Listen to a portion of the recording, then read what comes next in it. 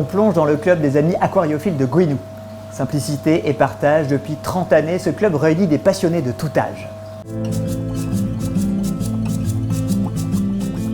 Eau douce, eau salée, plantes et poissons, au club des amis aquariophiles de Gouinou, chaque aquarium tente de reproduire un écosystème particulier. On est au milieu de la pièce qu'on appelle le showroom. Donc c'est une pièce qui est dédiée en fait à montrer à l'ensemble des personnes qui viennent au club les différents biotopes qui peuvent exister dans le monde. Et on a fait en sorte que chaque bac ait un biotope différent, qu'on puisse s'intéresser à la faune, la flore à l'intérieur du bac, que ce soit des poissons spécifiques et qu'ils ont l'habitude d'être ensemble. Ici, on va simuler ce qui est dans la nature.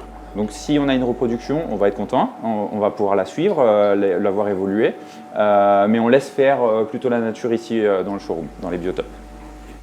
Un peu plus loin, des bacs sont dédiés aux reproductions pour isoler des couples et élever les petits. Au sein du club, les adhérents ont à cœur de pratiquer leur passion dans un souci d'économie et dans une certaine mesure d'écologie.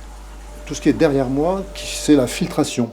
Le système de filtration, en fait, on a une cuve de 3000 litres à l'extérieur et on récupère l'eau de pluie de la toiture du bâtiment que l'on fait passer dans la filtration.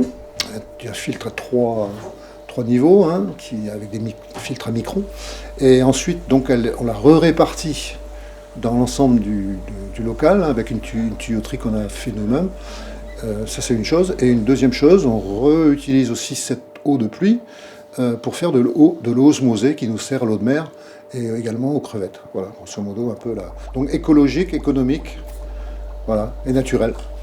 L'objectif de l'aquariophile, maintenir l'équilibre dans les petits écosystèmes que constituent les aquariums.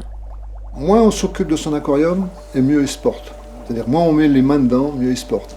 Cela dit, il faut quand même un minimum, il faut nettoyer les pompes, il faut vérifier la qualité de l'eau, parce que c'est un circuit fermé, donc c'est pour ça qu'on fait des changements d'eau.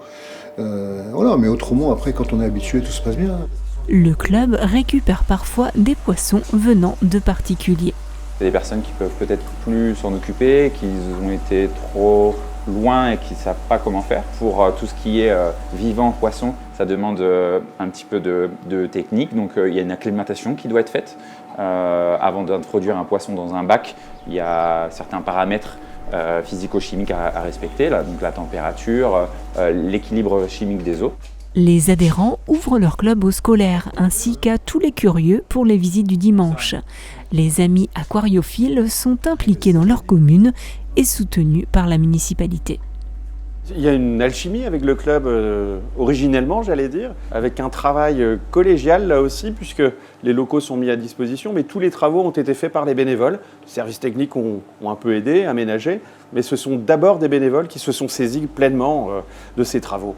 Au-delà de la passion que les membres ont, ils la partagent. Ils la partagent auprès des scolaires, des jeunes enfants. Et j'ai souvenir, mes propres enfants sont venus ici d'ailleurs pour visiter les locaux.